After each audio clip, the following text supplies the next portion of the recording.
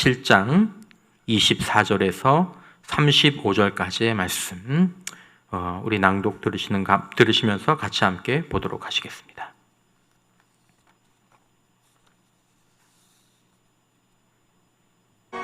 요한이 보낸 자가 떠난 후에 예수께서 무리에게 요한에 대하여 말씀하시되, 너희가 무엇을 보려고 광야에 나갔더냐? 바람에 흔들리는 갈대냐? 그러면 너희가 무엇을 보려고 나갔더냐? 부드러운 옷 입은 사람이냐? 보라, 화려한 옷을 입고 사치하게 지내는 자는 왕궁에 있느니라. 그러면 너희가 무엇을 보려고 나갔더냐? 선지자냐? 옳다. 내가 너희에게 이르노니 선지자보다도 훌륭한 자니라. 기록된 바 보라, 내가 내 사자를 내 앞에 보내노니 그가 내 앞에서 내 길을 준비하리라 한 것이 이 사람에 대한 말씀이라. 내가 너희에게 말하노니 여자가 낳은 자 중에 요한보다 큰 자가 없도다. 그러나 하나님의 나라에서는 극히 작은 자라도 그보다 크니라. 모든 백성과 세리들은 이미 요한의 세례를 받은지라. 이 말씀을 듣고 하나님을 의롭다 하되, 바리새인과 율법 교사들은 그의 세례를 받지 아니하므로 그들 자신을 위한 하나님의 뜻을 쳐버리니라. 이 세대의 사람을 무엇으로 비유할까? 무엇과 같은가? 비유하건대 아이들이 장터에 앉아 서로 불러 이르되, 우리가 너희를 향하여 피리를 불어도 너희가 춤추지 않고 우리가 곡하여도 너희가 울지 아니하였다 함과 같도다. 세례 요한이 와서 떡도 먹지 아니하며 포도주도 마시지 아니하며 너희 말이 귀신이 들렸다 하더니, 인자는 와서 먹고 마시매 너희 말이 보라, 먹기를 탐하고 포도주를 즐기는 사람이요 세리와 죄인의 친구로다 하니, 지혜는 자기의 모든 자녀로 인하여 옳다함을 얻느니라. 아멘. 요단강에서 예수님과 또 무리들에게 세례를 베풀었던 세례 요한이 이전 본문에서 헤롯과 관련된 일로 옥에 갇힌 상태로 예수님께 자기의 제자들을 보내서 질문했던 장면이 이 앞에 기록되어 있습니다. 그 질문의 내용은 그것이었습니다. 오실 메시아가 당신입니까? 아니면 우리가 다른 사람을 기다려야 합니까?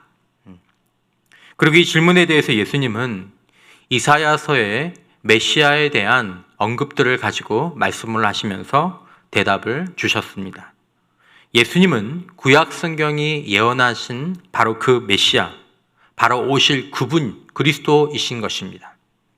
세례 요한이 처음에 믿었던 바로 그분이 예수님 맞는 것입니다. 메시아 맞는 것입니다. 물론 세례 요한이 나름대로 자기의 인간적인 상상력과 기대로 그 제한적으로 그렸던 메시아는 아니었지만, 귀신들이 굴복하고 병든 자들이 고침을 받고 죽은 자가 일어나며 무엇보다도 복음을 통해서 땅 끝에 있는 사람들도 구원을 얻는 하나님의 자녀와 백성이 되게 하시는 메시아가 바로 예수님의 사역이셨던 것이죠.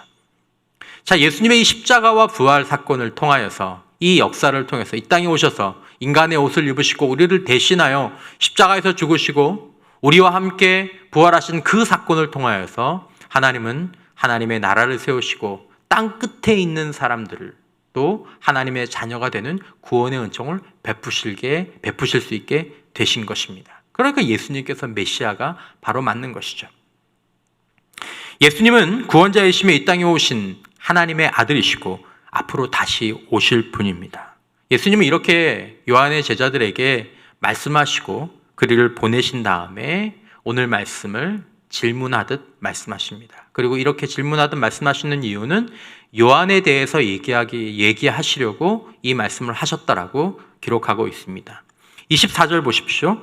요한이 보낸 자가 떠난 후에 예수께서 무리에게 요한에 대하여 말씀하시되. 자, 이렇게 말씀하시면서 질문하듯 말씀을 던지십니다. 자, 질문은 이것입니다. 너희가 무엇을 보려고 광야에 나갔더냐? 자, 광야가 여기서 왜 나옵니까? 광야는 바로 요한이 있던 곳이고, 요한이 사역하면서 거기서 회개를 의미하는 그 세례를 베풀던 곳이 바로 사역 현장이 광야였기 때문에, 자, 너희가 요한이 사역하는, 아니면 요한을 보러 너희들 광야에 나갔지? 그럼 왜 나간 거야? 라고 질문을 하신 것이죠. 자, 이렇게 얘기하신 이유는 이 질문을 통해서 요한이 어떤 사람이었는지 한번 생각해 보자. 그리고 요한이 어떤 일을 했던 사람인지 한번 생각해 보면서 그에 대해서 평가해 보자 라는 이야기를 하시는 것입니다. 일종의 반어법을 사용하시면서 예수님께서 그 질문을 하시면서 어떤 대답을 사용하시죠. 이 반어법이죠. 이어지는 말씀에 너희가 무엇을 보려고 광야에 나갔더냐? 바람에 흔들리는 갈대냐? 라고 물어보십니다. 너희도 바람에 흔들리는 갈대를 보려고 광야에 나간 거야? 왜 예수님께서 바람에 흔들리는 갈대를 말씀하십니까? 바람에 흔들리는 갈대란 어떤 사람들을 의미하는 것이죠. 동시에 어떤 바람에도 견고하게 바위처럼 흔들리지 않았던 세례 요한의 강직한 모습을 오히려 이렇게 강조하게 보이시는 거죠. 세례 요한이 바람에 흔들리는 갈대와 같았니?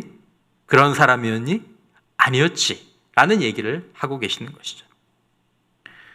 사람들 가운데에서 그런 사람들이 있다라는 것입니다. 눈앞의 유익, 아니면 정욕, 또 특별히 탐욕, 다른 어떤 것들 때문에 이렇게 저렇게 흔들리는 사람들을 간접적으로 비판하시면서 그렇게 살지 않았던 세례 요한을 예수님께서 인정하는 것이죠. 그리고 또 질문하십니다. 25절에 그러면 너희가 무엇을 보려고 나갔더냐? 부드러운 옷 입은 사람이냐? 보라, 화려한 옷을 입고 사치하게 지내는 자들은 왕궁에 있느니라. 이 말은 세례 요한에 대한 또한 언급이시죠. 자, 세례 요한이 너희들이 본 광야에서 본 세례 요한이 옷이 부드럽든 화려한 옷을 입고 사치스럽게 살던 그렇게 살지 않더라는 것이죠. 여러분, 광야는 어떤 장소입니까? 백성들이 왜 광야로 나갔습니까? 무리들이 광야로 나간 이유는, 광야에서 요한에게 찾아온 이유는 영적인 갈급함 때문이었습니다. 하나님의 말씀을 듣고자 했죠. 불편했죠. 시간을 냈죠. 그리고 하나님을 만나기를 원했죠. 그래서 무리들이 요한에게 나간 것입니다. 요한을 통해서 하나님의 음성을 듣고 요한을 통해서 하나님과 교제하길 원해서 광야로 나간 것이죠. 오늘날로 보자면 광야로 나가는 이 무리들은 어쩌면 교회로, 오늘 예배 자리로 나오는 여러분들의 모습, 그것과 비슷하다라고 볼 수 있습니다. 자, 거기서 사람들은 무엇을 기대하면서 나갑니까? 성도들이, 아니면 광야에 나가는 무리들이 시류에 따라서, 어떤 것에 따라서 이리저리 흔들리는 갈대 같은 그런 하나님의 통로를 보길 원해서 보려고 거기에 나갔겠습니까? 자, 거기서 부드럽고 사치스러운, 화려한 옷을 입고 사치스러운 삶을 사는 그런 사람들을 보려고 성도들이 교회로, 또 아니면 광야로 나가겠습니까?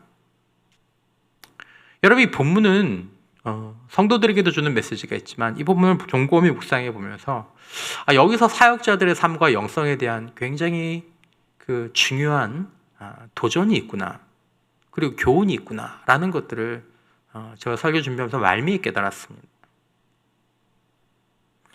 여러분, 오늘날 이 광야를 교회를 이거 왕궁으로 만들려고 하는 사역자가 되면 안 되겠다. 저 같은 사람들이, 갈대 같은 사람, 하나님을 만나고 하나님의 통로가 되기를 원하는 사람들이, 그런 사람들이 되면 안 되겠다. 하나님의 사람들, 광야에 나가면 정말 광야에 있어야 될 사람, 교회에 있어야 될 사람들이 그럼 누구냐? 무리들이 광야에 나간 이유, 성도들이 오늘 주님의 전에 나와서 예배에 참석한 이유는 무엇이냐? 예수님께서 말씀하시죠. 세 번째로 물으십니다. 26절에 그러면 너희가 무엇을 보려고 나갔더냐? 이제는 직접적으로 말씀하십니다. 선지자냐? 옳다. 내가 너희에게 이르노니 선지자보다도 훌륭한 자다라고 말씀하십니다. 여러분, 선지자가 누굽니까? 선지자는 우리의 인상에 앞으로 이런 일이 일어날 것입니다, 저런 일이 일어날 것입니다, 예언하는 그런 이미지를 갖고 있지만, 사실은 선지자라는 그 단어의 뜻은 이 하나님의 말씀을 대언하는 사람입니다. 말씀의 통로가 되는 거죠. 그러니까 하나님의 말씀을 듣고 그 하나님의 말씀을 통해서 하나님께 나아가려고 너희들이 그런 사람을 찾아서 광야에 나간 거 아니냐. 오늘도 성도들이 그런 사람을 찾아서 교회에 나오고 예배에 나오는 것이 아니냐. 우리는 어떤 사람인가? 저는 어떤 사람인가? 우리 사역자들은 어떤 사람인가? 말씀을 전하는, 말씀을 통해서 하나님과 사람들을 만나게 해줄 그 사람들은 어떤 사람이어야 하느냐. 이게 중요한 부분들이죠. 특별히 말씀 사역, 말씀을 전하는 사역이 중요한 것이 아니라 이 하나님의 말씀을 통해서 성도들의 영혼을 먹이고 특별히 성도들이 하나님 안에서 바르게 반응하고 하나님을 만날 수 있도록 하는 이 사역. 흔들리는 갈대들은 감당할 수가 없는 거예요. 부드러운 옷을 입고 싶고 화려한 옷을 입고 사치스럽게 살고 싶고 왕궁에서 거하고 싶은 사람들은 안 되는 거죠. 안 되는 거죠. 예수님은 오늘 본문 가운데서 세례 요한을 칭찬하시죠. 선지자보다 훌륭한 사람이다. 최고의 칭찬입니다. 세례 요한의 삶에 목적이 있었습니다. 사명이 있었습니다. 그것은 무엇입니까? 27절이죠. 기록된 바 보라 내가 내 사자를 내 앞에 보내노니 그가 내 앞에서 내 길을 준비하리라 한 것이 이 사람에 대한 말씀이라. 말씀 사역은요, 길을 준비하는 사역입니다. 주님과 성도들 사이에, 주님과 하나님의 그 진리 사이에 길을 만들어주는 사역. 그게 세례 요한의 사명이었고, 그게 오늘 영적 광야라고 얘기할 수 있는 교회에서, 단에서는 또 사람들이 이끄는 사람들의 사명인 거죠. 사명. 자기의 사명이 있었습니다. 나름대로 여러분들의 사명이 있습니다. 여러분들의 사명은 무엇입니까? 하나님 앞에서. 세례 요한은 자신에게 주어진 사명을 잘 감당했습니다. 하나님의 사자가 되어서 길을 준비하는 것이었죠. 세례 요한은 신실했습니다. 흔들리지 않았습니다. 헤롯 왕에게서도 흔들리지 않았습니다. 물질에 대해서도 흔들리지 않았습니다. 안락함에 대해서도 흔들리지 않았습니다. 세례 요한은 경건했습니다. 뒷부분에 보면 그런 말들이 나오죠. 자기가 좋은 통로가 되기 위해서 경건하고 금욕적이고 젊지 않은 삶을 살았죠. 그리고 사명에 충실했습니다. 그런 요한을 말씀하시죠. 그런 세례 요한이 갑자기 순교를 당합니다. 아주 갑작스럽게 일어나는 일입니다. 여러분, 세례 요한이 예수님에게 요한의 제자들, 자신의 제자들을 보낼 때 세례 요한이 자신의 죽음을 예감했기 때문에 예수님께 보냈을까요? 정황상 세례 요한이 하나님의 특별한 계시를 받은 것이 아니라면 자신이 여기서 지금 이제 내가 여기서 못 나가고 죽게 될 거라고 생각하지 않은 것으로 보입니다. 그렇게 볼 수 있는 환경과 여지가 없었습니다.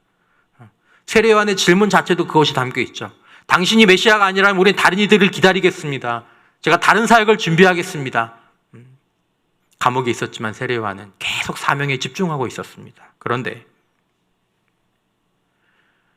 갑자기 그 일이 일어나죠. 헤롯도 세례 요한을 죽일 생각이 없었어요. 굉장히 위협하고 협박했지만 다른 복음서들이 그 부분들을 증거하고 있습니다. 세례 요한의 죽음에 대해서 마태복음 14장 5절에서 예수님의 반응까지 나오는 13절 부분, 이 부분이 짧아서 이 부분을 가지고 좀 보면요. 자, 마태복음 14장 5절에 보면 헤롯이 요한을 죽이려 하되 무리가 그를 선지자로 여김으로 그들을 두려워하더니 못 죽이는 거예요. 마태복음의 정황상으로는. 그리고 또한 다른 복음서의 정황을 보면 헤롯이 세례 요한의 말을 굉장히 비중 있게 들었거든요. 죽이려고 하지는 않았습니다. 죽일 생각도 없었어요. 그랬는데 어떤 일이 생깁니까? 6절에 마침 헤롯의 생일이 되어 헤로디아의 딸이, 이 헤로디아는 헤롯의 동생의 아내였었죠. 근데 헤롯이 동생의 아내를 자기 와이프로 삼았죠. 이것 때문에 세례 요한이 헤롯을 질책했거든요. 책망했거든요. 공개적으로. 그러니까 이제 헤로디아에게는 눈의 가시 같은 사람이죠. 연회 가운데서 춤을 추어서 헤롯을 기쁘게 했습니다. 아주 잘 췄던 것 같아요. 그랬더니 헤롯이 너무 잘 추니까 아주 껄껄껄 웃으면서 7절에 맹세했죠. 야, 내가 다 보고 있는데 내가 맹세할게. 원하는 게 뭐야? 네가 원하면 내가 나라의 절반이라도 띄워줄게. 원하는 게 뭐야? 한껏 취기가 올라왔는지는 모르겠습니다. 그랬더니 그 소녀가, 그 아이가 제 어머니의 시킴을 듣고 헤로디아가 먼저 얘기를 했어요. 너 춤 잘 춰. 그러면 왕이 너에게 물어볼 거야. 야, 너 너무 잘했는데 뭐 해줄까? 그러면 세례 요한의 목을 소반에 담아서 오늘 지금 여기서 가져다 달라 그래. 그 입에 말을 넣어주죠. 8절에 그가 제 어머니의 시킴을 듣고 이르되 세례 요한의 머리를 소반에 얹어 여기서, 사람들 다 말씀하셨죠? 나중이라고 하지 마세요. 내일이라고 하지 마세요. 지금 여기서 담아주세요. 여기서 기다릴게요. 왕이 빠져나갈 구멍이 없습니다. 9절에 왕이 근심하나 자기가 맹세한 것과 이 빌라도의 모습이 오버랩되죠. 맹세한 것과 그 앞에 앉은 사람들 때문에 나라의 반도 준다면서 주라라고 얘기하죠. 10절에 사람을 보내어 옥에서 요한의 목을 뱁니다. 그리고 11절에 그 머리를 소반에 얹어서 소녀에게 주니 그 소녀가 그 머리를 가지고 소반에 담아가지고 자기의 어머니 헤로디아에게 줍니다. 12절에 보면 요한의 제자들이 장사를 지내고 예수께 와서 이런 일이 있었습니다. 아뢰입니다. 그리고 13절에 예수님의 반응이 나오죠. 예수께서 들으시고 배를 타고 떠나사 따로 빈들에 가시니 무리가 듣고 여러 고을로부터 걸어서 따라갔다라고 얘기하고 있습니다. 예수님의 반응을 먼저 보면 마태오가 보고하는 예수님의 반응은 요한의 제자들이 목이 없는 시체를 가지고 장사를 지낸 후에 예수님께 이런 일이 있었습니다 라고 말씀하시니까 모든 일정을 취소하셨죠. 모든 일정을 취소하셨습니다. 그리고 혼자 배를 타고 떠나버리셨습니다. 그리고 빈들에 제법 오랜 시간을 계셨던 것으로 보입니다. 이 세례 요한의 죽음이 예수님의 정서에 어떤 영향을 준 것이죠. 아마 예수님이 그 세례 요한의 죽음에 대한 생각도 하셨겠지만 그 죽음 안에서 자신의 죽음도 보지 않으셨을까, 저는 그런 생각도 듭니다. 자, 어쨌든 여러분, 세례 요한의 머리가 소반에 담겨진 이 어처구니 없는 비극적인 장면을 생각해 보십시오. 이 장면을 담은 성화들이 굉장히 많습니다. 그래서 영어 사이트나 이런 곳을 찾아보시면 이 그림이 엄청나게 다양한 사람들이 그렸어요. 그 그림의 톤이 어떻겠습니까? 음울하죠. 비극적이죠. 잘려진 세례 요한의 머리. 황당하죠. 당황스럽죠. 다른 사람도 아닙니다. 세례 요한입니다. 세례 요한. 이 세례 요한이 여자아이가 춤 한 번 잘 춘 것 때문에 그 대가로 감옥에서 목이 베어서 소반에 놓여진 채 끝나는 인생. 너무 허무해 보이지 않습니까? 여러분, 그러나 신실하고 경건하고 사명을 감당했던 이 세례 요한의 그 당시에 이 비극적이었던 얘기는 지금 우리들의 삶 가운데에서 여전히 명예로운 이야기로 사실은 기록되고 있습니다. 예수님은 이 일이 일어나기 전에 미리 세례 요한의 사역들에 대해서 미리 인정하십니다. 그는 선지자보다 더 훌륭한 자였다.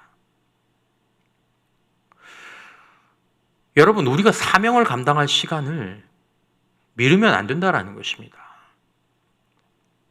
사명을 감당할 시간, 젊으나 나이가 있으나 오늘 회개하고 지금 경건하고 우리가 세상을 떠나는 날, 그 순간에 여러분, 우리가 사명의 자리에 있어야 한다는 것입니다. 사명을 감당하다 떠나면 괜찮습니다. 괜찮습니다. 슬프죠?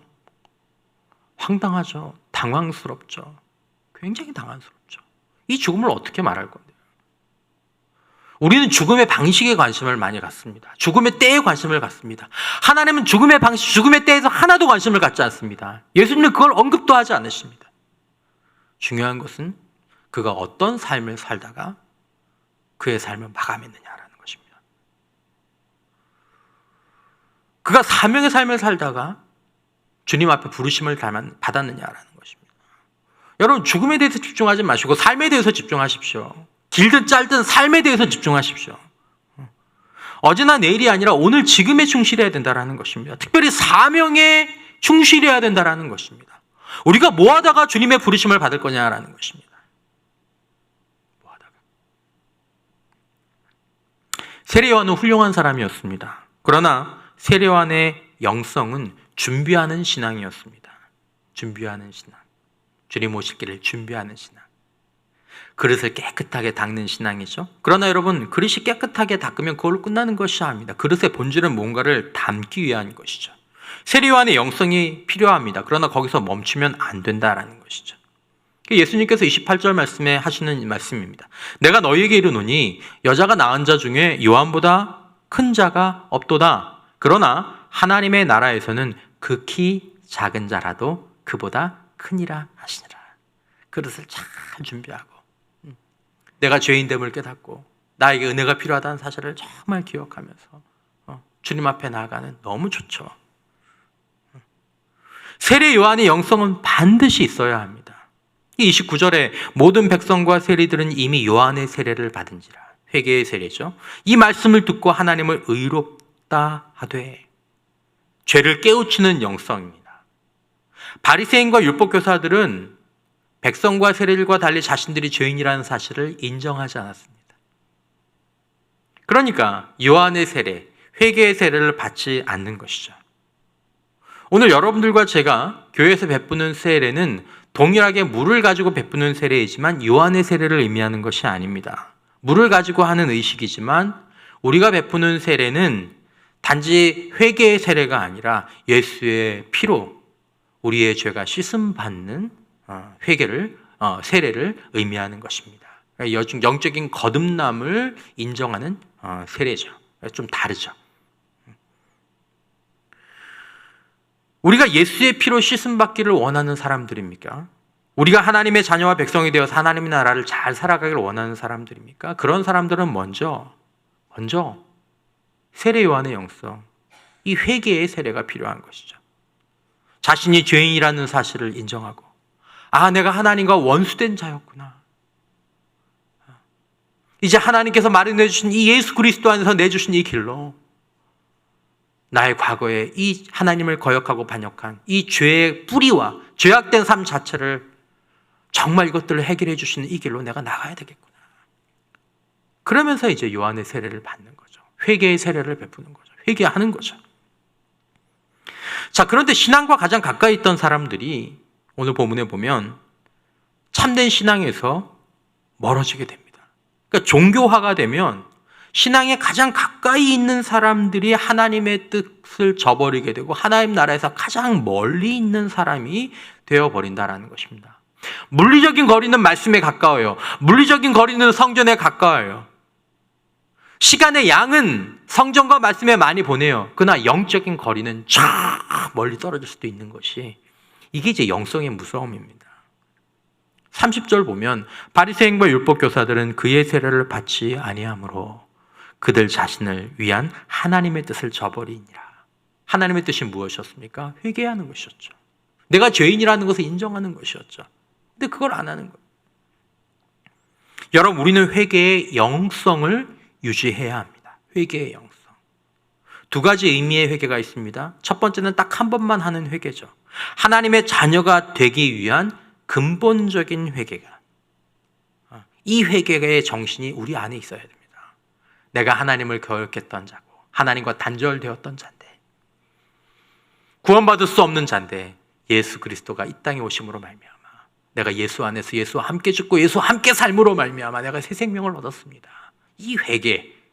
그리고 두 번째 있어야 될 회개는 내가 하나님의 자녀가 되어서 신앙생활과 삶을 살아가면서 내가 이렇게 살면 안 되는데, 내가 내 복을 스스로 걷어차는 삶을 살고 있네.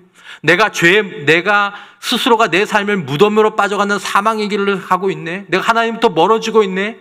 이것들을 깨달으면서 계속해서 수정해 나가는 이런 회개의 영성이 우리 안에 함께 이어져야 한다는 것입니다. 자, 이 유대인, 이 바리새인과 율법 교사들, 이 종교인들을 보면서 예수님께서는 이들에 대해서 말씀하십니다. 그러면서 한 말씀을 먼저 던지시 31절에 또 이르시되 이 세대의 사람들을 무엇으로 비유할까? 이 세대의 사람들은 대표적으로 바리새인과 율법 교사들입니다. 잘못된 길로 접어든 종교인들의 영성이죠. 그걸 이제 비유하시면서 한 가지 이야기를 해주십니다. 32절이죠. 비유하건대 아이들이 장터에 앉아 서로 불러 이르되 우리가 너희를 향하여 피리를 불어도 너희가 춤추지 않고 우리가 곡하여도 너희가 울지 아니하였다 함과 같도다.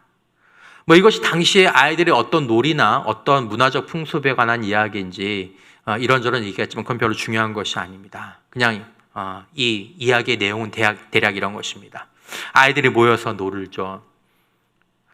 성인은 안 그렇지만 아이들은 가끔 이렇게 모이면 재밌는 것 중에 하나가 아이들이 역할놀이를 합니다. 역할극. 설정을 하죠. 일종의 소꿉놀이도 그런 거죠. 야, 나는 나 이거 할게. 너는 이거 해. 애니메이션이나 영화 같은 거 보고 와서 야, 나는 이거 할게. 나는 사자 할게. 너는 호랑이 해. 너는 여우 해. 너는 토끼 해. 우리 그렇게 하자. 그럼 또 아이들은 또 그걸 다 해요. 그렇게 맞춰서 자기 노는 거죠. 자, 근데 이제 아이들이 하나가 제안을 하는 거죠. 야, 우리 모여서 놀자. 야, 우리 오늘 잔칫날이라고 하고 놀자. 잔칫날이라고 놀자. 내가 피리 불게. 넌 잔치에 온 손님들이야. 그리고 피리를 막 부는 거야. 근데 누구의 하나가 가만히 있는 거야. 다른 애들은 막 춤추고 잔치에 왔으니까 맛있네. 막 그러면서 하고 있는데 가만히 있는 거야. 그래서 야, 너 기분 안 좋은 거 있어? 너 우울해? 야, 그럼 우리 슬픈 놀이 할까? 슬픈 놀이? 우리 장례식 왔다고 치자. 우리 장례식처럼 놀자. 그러면서 하는 거죠, 아이들. 아이들 흉내 내는 거예요. 애들은 본대로 하니까. 아이고. 근데 얘는 그때도 가만히 있는 거예요. 가만히. 너네는 해라. 이와 같다라는 거죠. 그들이 이와 같다. 실제로 그들의 모습은 어떤 모습입니까? 33절의 모습을 지금 비유로 말씀하신 거죠. 세례 요한이 와서 떡도 먹지 아니하며 포도주도 마시지 아니하며 너희 말이 귀신 들렸다 하더니. 자, 이거 무슨 말입니까? 떡도 안 먹고 포도주도 마시지 않는 것들 보면서 비판하는 거죠. 마치 이제 우는 영성에 대해서 비판하는 거죠. 자, 그럼 이것에 대해서 떡도 안 먹고 포도주 안 마시니까 그럼 다른 것에서는 동의를 해야 될 것 아닙니까? 예수님 34절이죠. 인자가 와서 이제는 먹고 마시며 너희 말이 먹기를 탐하고 포도주를 즐기는 사람이여 세리와 죄인의 친구로다. 그러니까 뭘 하라는 겁니까? 뭘 받아들이겠다라는 겁니까? 여러분, 종교인들은 춤추지도 않고 그렇다고 울지도 않고 비판만 합니다. 비판만. 세례 요한이 먹고 마시는 것을 금하면서 엄격한 삶을 살았습니다. 회개를 촉구하는 삶을 살았습니다. 일종의 우는 영성에 대한 이야기를 했습니다. 예수님의 비유로 보자면 예수님이 울어야 될 때라고 선포하신 것입니다. 하나님을 거역하고 산 것, 우리 울어야 되지 않겠나? 자신의 삶을 스스로 방치하면서 정욕과 탐욕의 삶을 산 것, 그거 깨닫고 멈추고 돌아서야 되지 않겠나? 하지만 그것을 부인하고 귀신 들렸다. 나는 그 영성 없어도 돼. 얘기한 거죠. 자, 그러다 이제 예수님께 오셔서 너희들 나와 더불어 함께 먹고 나와 더불어 함께 교제하자. 하나님 나라를 누리자. 기뻐하자. 하나님을 경배하자. 우는 거 싫으면 나와 함께 즐거워하자. 이렇게 얘기하시는데 그랬더니 이제는 뭐예요? 방탕하다. 죄인과 세리의 친구다. 경망스럽다. 예수님을 배척하는 것입니다.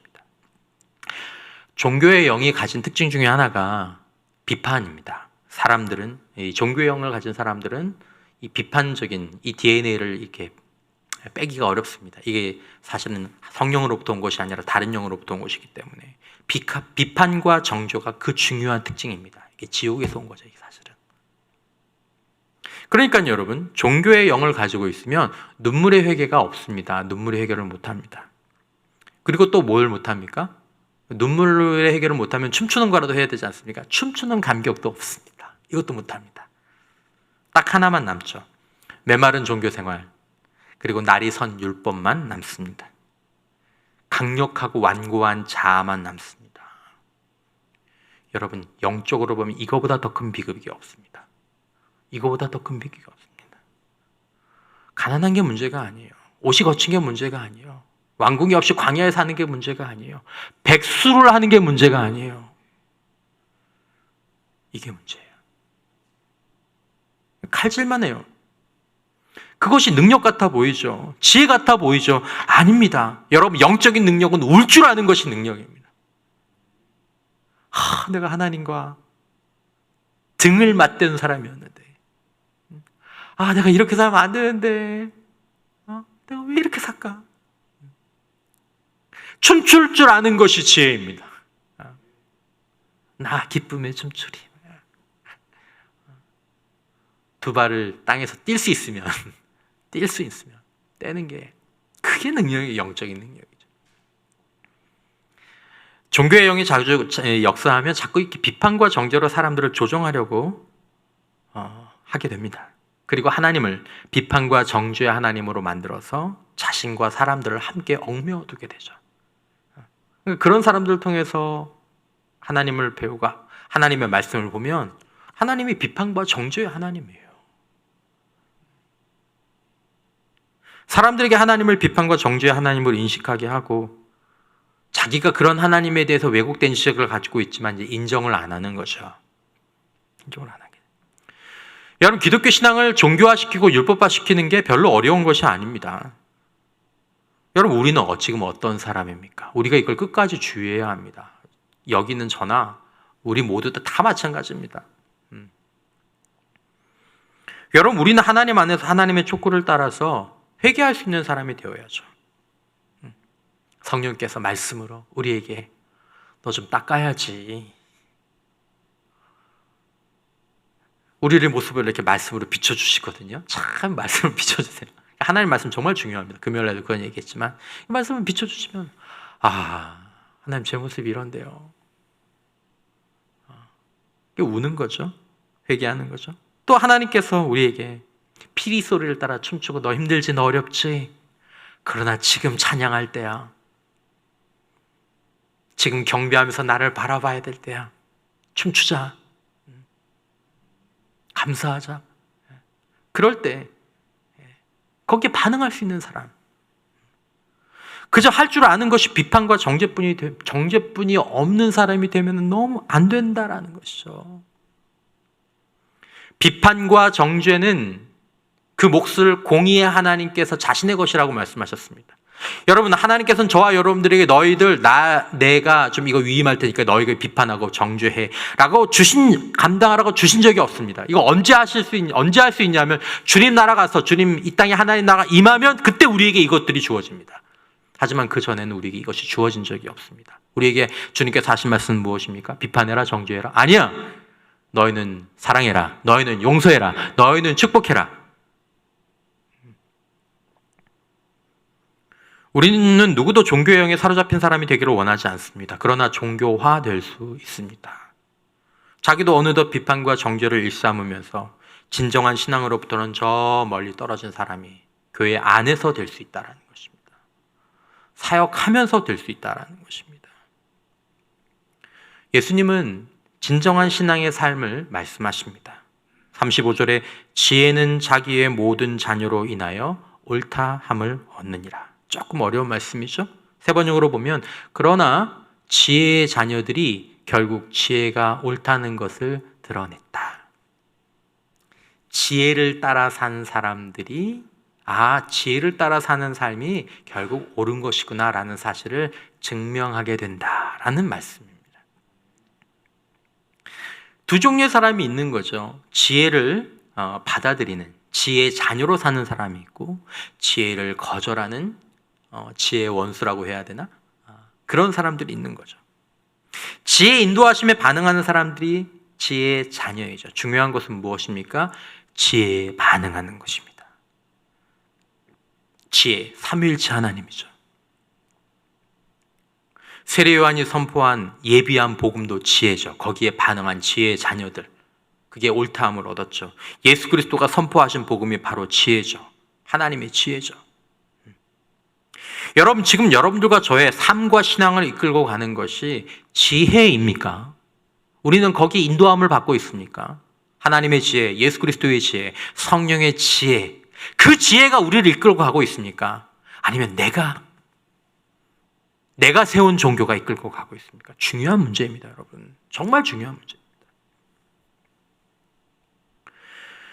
여러분, 우리는 울 수 있습니까? 지난 한 주 동안에 예배의 자리, 묵상의 자리, 기도의 자리, 찬양의 자리 가운데 비록 영상으로 우리가 예배드렸고 개인적으로 시간들을 가지셨지만 그때 말씀이 우리를 울게 하십니까? 회개하게 하십니까? 아니 여러분, 우리는 또 춤출 수 있습니까? 하나님을 기뻐하면서 경배하고 찬양하면서. 내가 나이가 많아서 관절이 아파서 아니면 너무 익숙하지 못해서 막 이렇게 춤추지는 못하더라도 춤추며 찬양하는 사람들 보면서 박수치면서 함께 흥은 맞춰줄 수 있느냐라는 거죠. 잔치집에서. 여러분, 우리 삶의 신앙의 주도권을 우리 하나님의 말씀이, 예수의 복음이 성령께서 갖고 계시는 자냐라는 것입니다. 이 지혜의 자녀냐라는 것이죠. 이거 지혜의 자녀입니다. 삶과 신앙은 주도권을 하나님, 예수님, 성령께서 소유하고 계실 때 건강한 것입니다. 여러분, 이것에서 이 영적 주도권 문제가 해결돼야 됩니다. 지혜의 자녀라는 영적 주도권 문제. 우리는 주도자가 되어서도 안 되고 주도자도 아닙니다. 우리는 반응하는 자인 거죠. 피리 소리에 반응하고 곡하는 소리에 반응하고.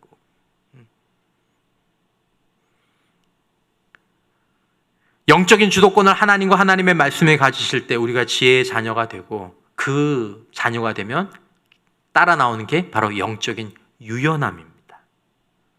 때로 하나님께서 우리에게 예배 가운데 나올 때 성령께서 우리에게 애통하는 마음을 주실 때가 있습니다. 애통하는 마음을 주죠. 영적인 주도권이 하나님께 드린 자들은 울죠. 울어요. 회개해요.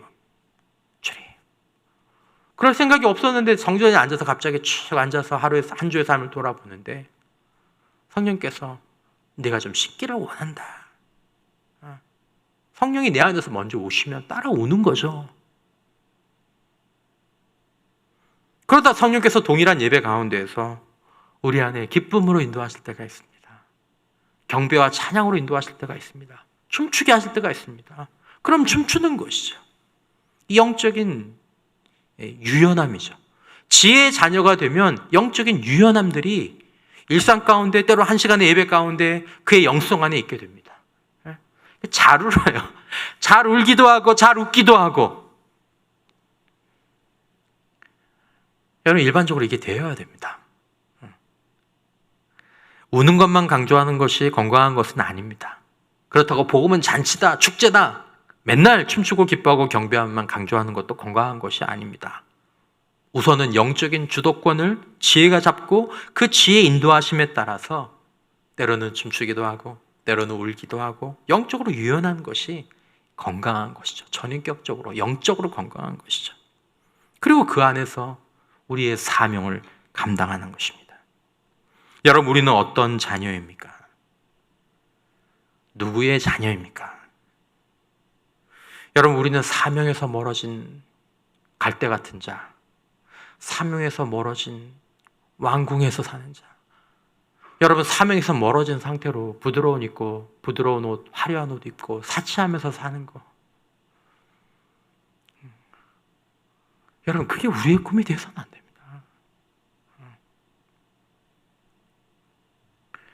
여러분, 우리가 어떤 자녀입니까? 춤도 안 추고 울지도 않고 메마르고 냉소적이며 자기중심적인 그런 자리로 미끄러진 사람은 없어야 한다라는 것이죠. 울 줄 아는 영성을 가지고 계십니다. 목사님, 저는 맨날 울어요. 맨날 울어요. 우주라는 영성을 가지고 계시다면 춤출 수 있는 영성도 구하시기를 바랍니다. 춤출 수 있는 영성의 사람입니까? 저는 목사님 저는 뭐 찬양하고 막 뜨겁게 부르짖기도 하고 막 춤추고 뭐 이런 게 좋은데 우리 교회 이거 부족한 것 같아요. 네, 좋습니다. 우는 영성의 깊은 정결함도 여러분 추구하십시오. 조용하고 깊은 곳에서 터져 나오는 울음을 참으면서 주님 앞에서 회개하는 영성. 여러분, 오늘 우리가 이 세상 한가운데에서 지혜의 자녀로 살아가기를 원합니다. 지혜의 자녀. 지혜의 자녀는 사명의 사람입니다. 우리는 사명을 오늘 감당하며 살아가고 있습니까? 여러분, 사명의 삶을 미루지 마십시오. 사명을 감당한 시간은 항상 짧았습니다. 항상 짧았습니다. 세례 요한에게도 짧았습니다. 사명을 감당하다 주님 앞에서 부름 받으면 괜찮습니다. 괜찮습니다. 지혜의 자녀는 지혜가 인도하는 대로 반응하는 사람입니다. 자아의 종으로 살면 안 됩니다. 하나님과 하나님의 말씀, 예수의 복음과 성령께서 주도권을 가진 인생으로 살아가야 하는 것이죠. 지혜의 자녀는 영적으로 유연했었던 것을 유연해야 한다는 것을 기억해 두시기 바랍니다. 여러분, 우리가 모두가 하나님 앞에서 어린아이로 살고 싶습니다. 그래서 하나님께서 우리에게 엄마 운다 잉잉잉 울면 애들도 따라 잉잉잉 울죠.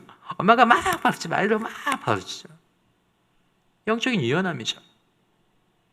성령 안에서 어린아이가 되었으면 좋겠습니다. 직분이 목사든 교회를 50년 다녔든 여러분, 저와 여러분들이 울 수 있는 자들이 되기를 원합니다. 그리고 하나님 안에서 성령 안에서 때로 기쁘고 춤추고 뛰는 그런 자들이 되기를 원합니다.